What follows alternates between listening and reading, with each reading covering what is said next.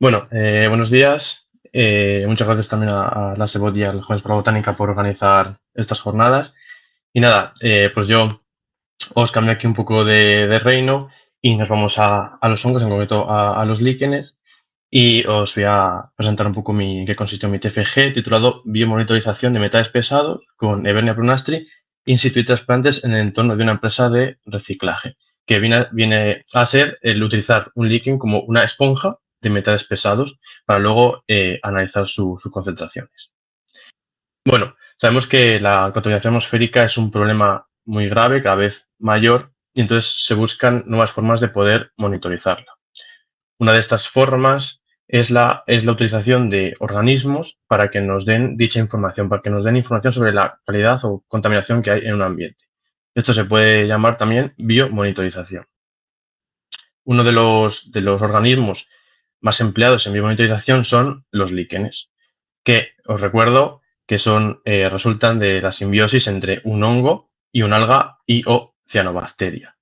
Pero esto no queda aquí. Hay nuevos estudios que redefinen a los líquenes como un complejo ecosistema en el que podemos encontrar incluso más organismos, como por ejemplo las levaduras, que si nos atrevemos podemos hasta elaborar panes. Bueno, como nuestro objetivo no es elaborar panes todavía, pues nuestro objetivo es conocer la calidad ambiental de una zona. Una zona cercana a León en el que se tiene una empresa de reciclaje de neumáticos y de cables que se llama RMD. ¿Qué interés en esta empresa? Pues que en 2015 sufrió un importante incendio que quemó toneladas de neumáticos y liberó a la atmósfera elementos como aluminio, cromo, cobre, hierro, plomo y zinc, unos elementos que vamos a analizar.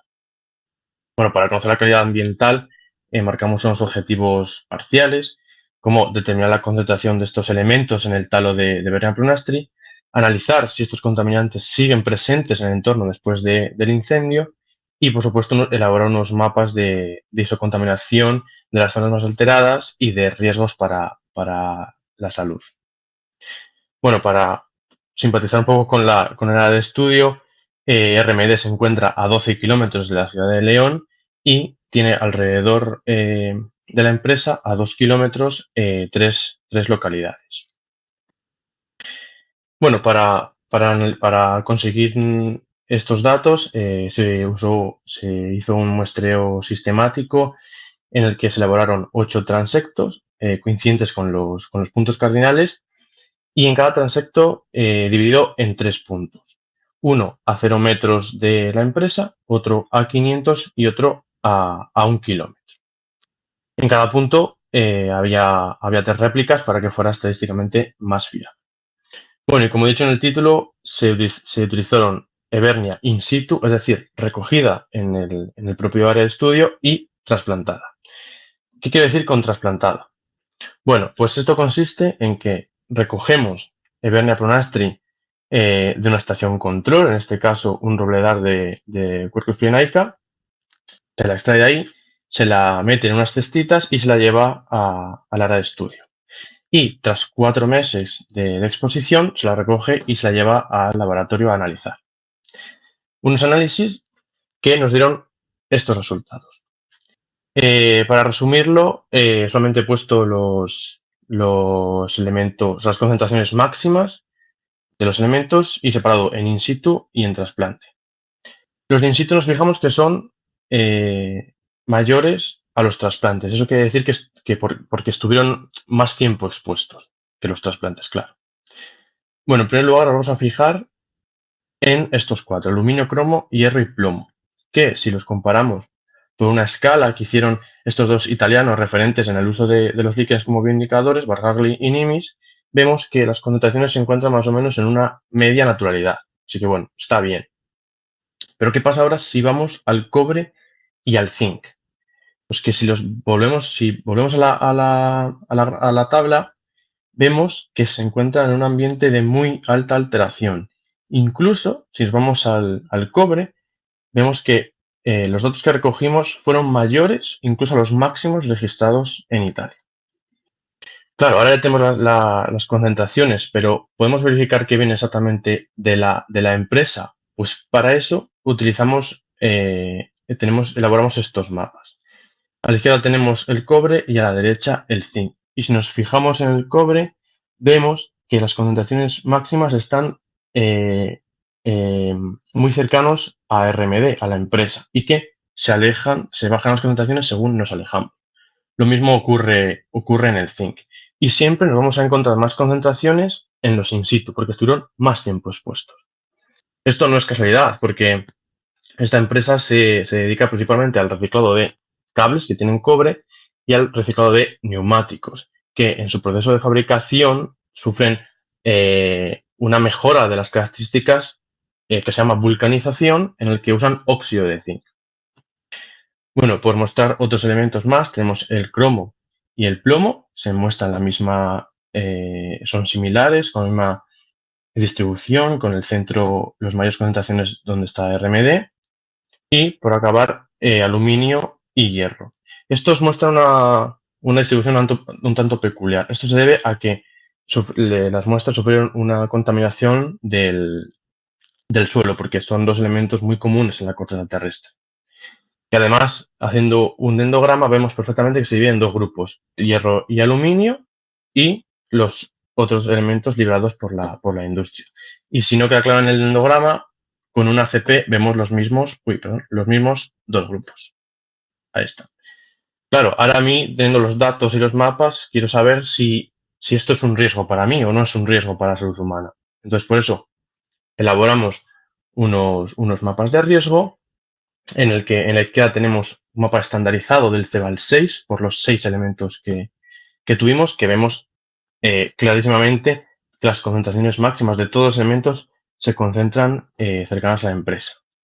Y en los dos mapas de la derecha tenemos estandarizado del 0 al 2, porque solamente están representados los dos elementos tóxicos para el ser humano, que son el cromo y el plomo. Y vemos una misma distribución, que incluso llegan algunos a los pueblos, sobre todo al del sureste de Antimio de Abajo.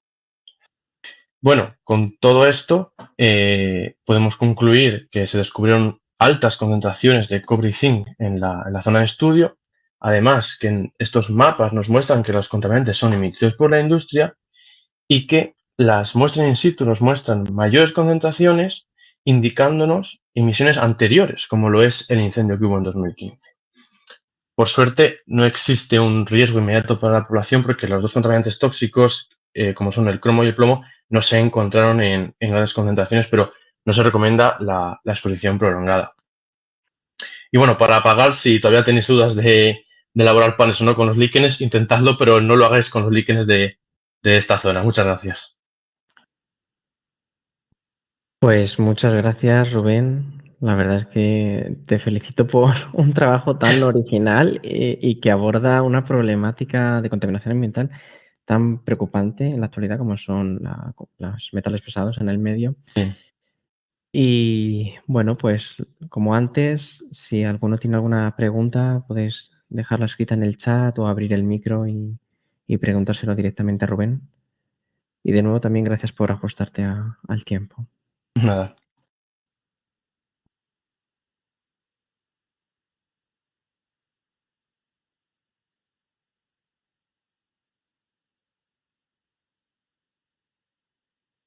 En lo que van dejando las preguntas en el chat, aprovecho yo, y dado que has utilizado organismos para biomonitorizar estos elementos, ¿le ves aplicaciones directas en la gestión ambiental o en la monitorización de contaminantes en el medio? Sí, claro, claro, sí, sí, tienen una aplicación directa como bioindicadores y como bioacumuladores como en mi trabajo. De hecho, de donde saco la tabla, que es de Italia, Italia es uno de los países referentes en el uso de líquenes como bioindicadores de la contaminación y de hecho los usa la administración para catalogar, algo que en España todavía nada. Lamentablemente. Esperemos que esto sirva como llamada para la administración para que incorpore estas metodologías.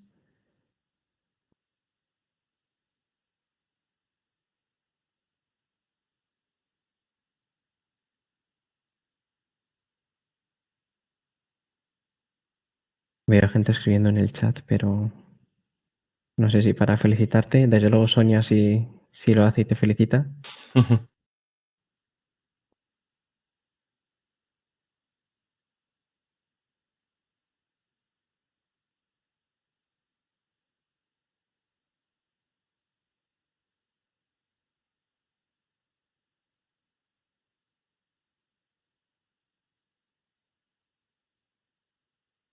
Madre mía, qué intriga.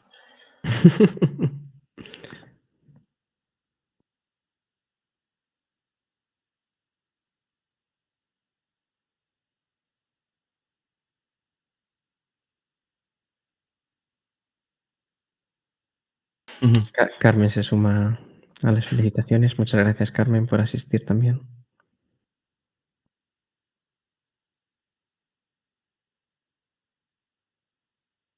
Y también José Antonio Mejías. Bueno, pues en ese caso, si no hay más preguntas, Alejandro también admite que es súper interesante tu trabajo. La verdad que a mí me ha parecido muy original. Gracias. Y si no hay más preguntas, pues con esto concluiría la primera edición del Expreso Sistemático y no podríamos estar más agradecidos por la entusiasta participación de cada uno de vosotros y vosotras, por compartir el conocimiento científico que habéis generado en el marco de vuestros trabajos fin de grado y fin de máster y por enriquecer estas jornadas con resultados y reflexiones tan valiosas y diversos.